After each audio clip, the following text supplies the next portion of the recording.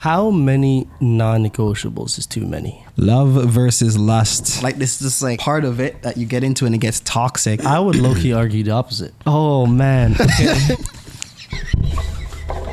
Perfect.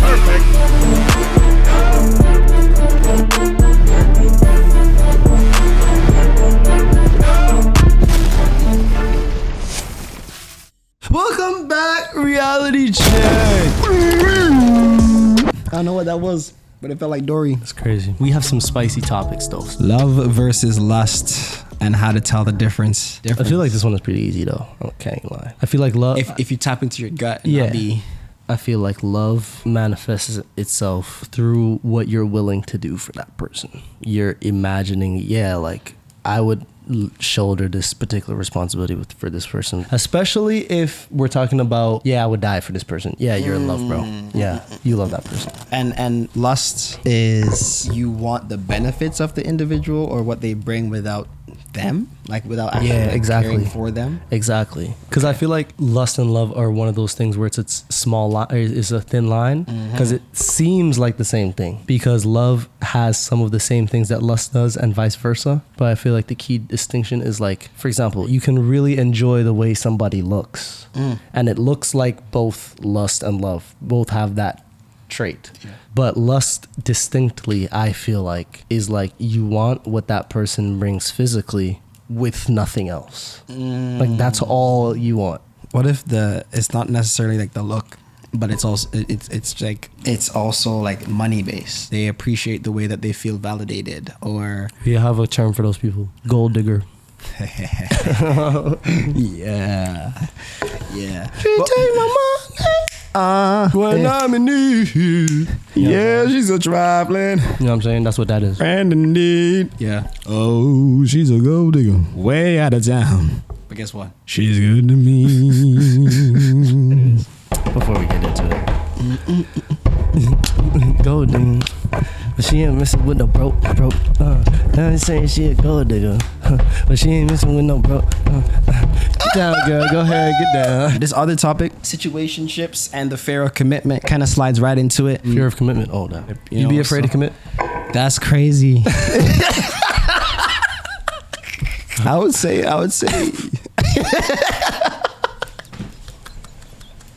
I'm picky. I'm picky for sure. All right. So you're picky. Okay. I'm picky. So you're not afraid. You're just like, Yeah. Like, for me, I used to be fair commitment driven, because growing up, my parents would be like, okay, I want, like, no relationships until a certain time. And I was like, I understood it made sense. I especially had a lot of stuff going on as a child, like just different things I would be doing, like whether it's sport, music, like I had a busy schedule. I think when it came time for me to, like, have my eyes open to potentially looking at someone that I'd be interested in, I was, like, very picky about it, because I'm thinking of all these things down the road of, like, my family, and, like, personally, I date to marry. So I date with the intention to see this person in my vision and in our vision together. So if I don't see that, I'm sorry. Yeah, straight like that. It's just like that.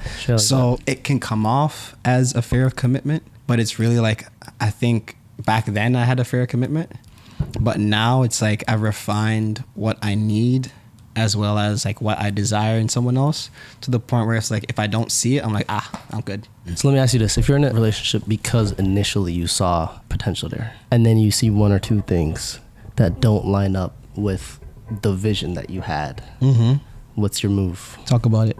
Yeah. We discussed that. For sure. It's not to say that reality has to be matching my vision. It's just so that, like, when I meet with someone, they see the vision that I already have. And then if I can hear their vision and what they want to go, and if it aligns, cool. If I can assist, cool. If we can assist each other, even better. But I think it's like no one relationship, or no one person, I should say, is going to hit all of the things of my vision. And I'm okay with that. As long as my non-negotiables are there. I just thought of some. How many non-negotiables is too many? Ooh. See, now I feel like that question just in and of itself diminishes my self-worth. Because why am I settling? Why do I have one non-negotiable and I'm going to be like, Oh. You know what I mean? Like, Yeah. if it's on that list, nah, this is a must. See, because here's the thing. Two things are true at the same time. Yeah. It's like, you know that not everybody's going to meet up to your standards. You know that this person is probably going to not have, you know, one or two on your list or whatever. So you have to account for the fact that your whole list cannot be non-negotiables. Like, the whole list can't just be made of straight non-negotiables, right? Right, You have to have some negotiable options on there. Right. But in order for you to still stay true to who you are and what you believe, you have to have some, or at least should have some non-negotiables, where it's like, all right, if you don't have this, it's not gonna work because like, this is what I know about myself. How many is too many, bro? If they're that important to you, I feel like if they're actually non-negotiables and you're not just like being delulu and... But I'm saying, what if somebody has a list of 20 items and 15 of those are non-negotiables, bro? Oh, heck. No. What is that balance? Like, how many non-negotiables is too many? Like half. Like half is half of whatever your list. Number. Yeah. Half so if you have 100 things and you have 50 non-negotiables, that's fine. I feel like that's like the threshold. I feel like that half 50? Is the threshold. That's absolutely insane though. But like, I feel like that's the threshold. It's like half. Okay. And then if you can try and focus on, not focusing on the negation of what you don't want, but actually focusing on the things that you do. In communication, they say the thing that you want to communicate, not the thing that negates what you don't want. So, for example, don't touch the stove instead of please sit at the table. Right? Like, so starting with your negotiables then, or the things that you'd, be okay with. Okay. And then going into your non-negotiables. So like, I can negotiate on these things, or like, I'm looking for these things. Like, even non-negotiables in and of itself can be changed into what am I looking for. Interesting. Because I would low-key argue the opposite. I mean, here. That like, you should look for non-negotiables first. Just because, like, for me at least, if I know I'm in a situation where like I have to nail certain targets. Yeah, nail certain targets is crazy in this context. What I meant was like, if I know that I gotta accomplish, oh man. If I know I have certain things that need to be done.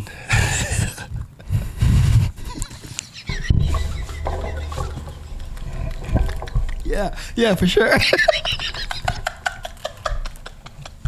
Okay. All right. If I have certain non-negotiables that I know I have to get out the way, I would like to just get out the way first, because then the rest of the conversation can just be like free. And like, cause I don't care about the rest, because I know that like beyond these 4 things, we can just talk about whatever and we can discuss it, because these things are liable to change. These things are liable to be flexible and stuff. As long as these 4 things are taken care of and we agree on them first, everything else is fine. Like, we can talk about that. I see where you're coming. Especially if the list is on that non-negotiables are smaller. Yeah. Yeah. But I see where you're coming from in terms of like trying to make the conversation more positive focused in a way where it's like you're focusing on the things you want to happen instead of looking at the things you don't want to happen. But with the analogy with the stove thing, I find that really interesting, because I have heard a parent talk about that before, and I was like, this is interesting. The one critique I have about that analogy is that like, all right, don't touch the stove versus come and sit at the table. It's like, come and sit at the table. Half of the reason why you're saying don't touch the stove is because you're trying to illustrate that touching the stove is bad. If you say come and sit at the table, they might listen to you and do what you want, but you didn't teach them the lesson that stove is bad.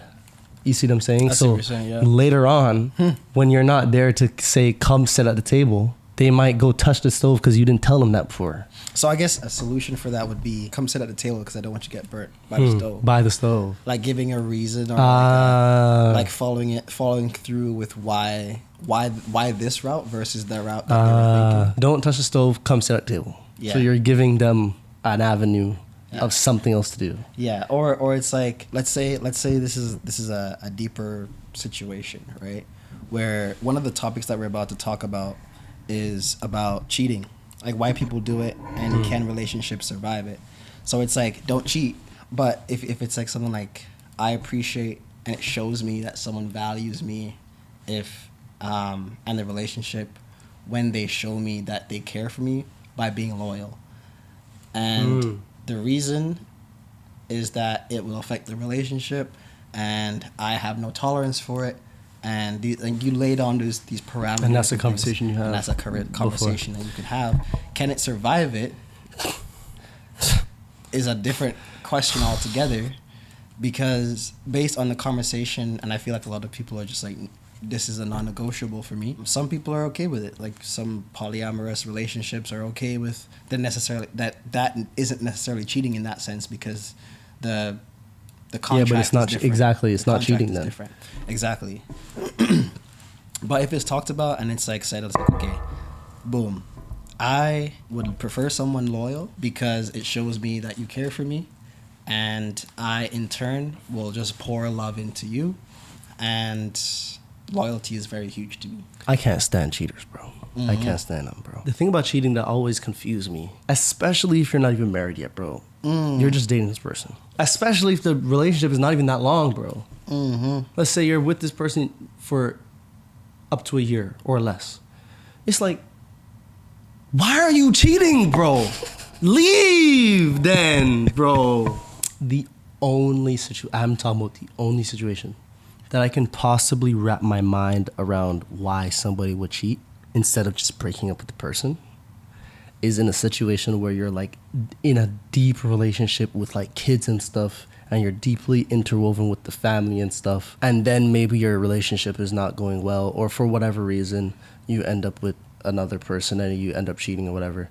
That's a situation where even though I don't condone it, I understand where that could come from, because it's like you're not trying to blow up your family. But bro, I'm telling you, why are you in a relationship and you think the relationship is trash, or you feel like you're being treated like trash, and so you choose to stay with this person who's treating you like trash to go be with somebody else? But you stay with this person. You know what I'm saying? Like, what is going on, bro? I think it comes down to self-esteem, insecurity. I think people cheat for a wide variety of reasons. But at the base of it, I think there are individuals who aren't fully connected with themselves, because in order to take that action is to not take into account not just the other person's feelings and emotions and all that, but like your own, because you've invested time and energy and resources and this to this family, to this individual, to this relationship. And I think that individuals that do end up cheating are individuals that have an issue within themselves first, because that's a self-worth issue. Why I say that is because individuals classically, especially like cheating in the past, was so glamorized and rah, oh, cheat on your girl, da da da da. Girls would be like, get yours, he did it to you know what I mean? Yeah. Like there's this like, you know, tit for tat, like this is just like part of it that you get into, and it gets toxic. But anyways, in order to have that mindset and to believe that like this is benefiting in some way, shape, or form, and it's fun and whatever, is to actually negate the fact that you have real, hard, developed feelings and emotions, time with someone else, and you're basically saying, well, it's not worth it because this one time is better than that. It's so short-sighted. That's lust, coming back to that, right? Like, you may have loved someone, but then the lust overtook you in that place and whatever. And I don't know. I think these are insecure individuals who just need healing, because the way that they'll even look at the situation is so different from people who are like, for example, we're like, man, why would you do that? Like, people who don't understand it. You know what I'm saying? Yeah. Anyways, it's a toughie.